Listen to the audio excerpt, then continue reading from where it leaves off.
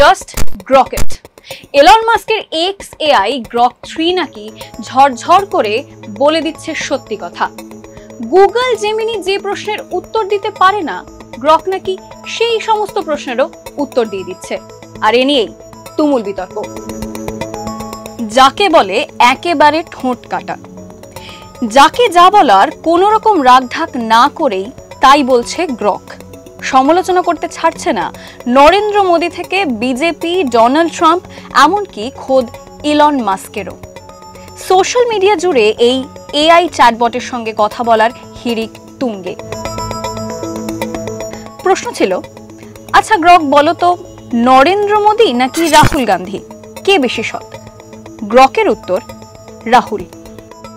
মোদীর থেকে শিক্ষাগত যোগ্যতায়ও এগিয়ে রাহুল। ভারতবর্ষের গণতান্ত্রিক ব্যবস্থার জন্য নরেন্দ্র মোদীর পন্থা বিপজ্জনক। এই গ্রক, চুপচুপ, এসব কি বলছো? একজন গ্রককে প্রশ্ন করেন, একজন রাজনৈতিক নেতার নাম বলো যে সমালোচনা বা বিরোধিতা সহ্য করতে পারেন না। গ্রক 3 এর উত্তর, নরেন্দ্র মোদী। আরেকজনের প্রশ্ন, প্রধানমন্ত্রী মোদীর সাক্ষাৎকার কি সাজানো গোছানো বলে মনে হয়? এক কথায় গ্রকের উত্তর, হ্যাঁ। রাজনৈতিক ব্যক্তিত্বের ভুল ত্রুটি বলেই থামছে না গ্রক। এআই টুল অকপটেই বলছে ব্রাহ্মণ্যবাদ সমাজে বৈষম্যের চাষ করে। আচ্ছা, গ্রক কি ভবিষ্যৎবাণী করতে পারে? বলতে পারে 2026-এর বিধানসভা ভোটে কি হবে ফলাফল? এক নেটিজেনের প্রশ্নের উত্তরে নরেন্দ্র মোদীকে সরাসরি ফ্যাসিস্ট বলে গুগলের এআই জেমিনি।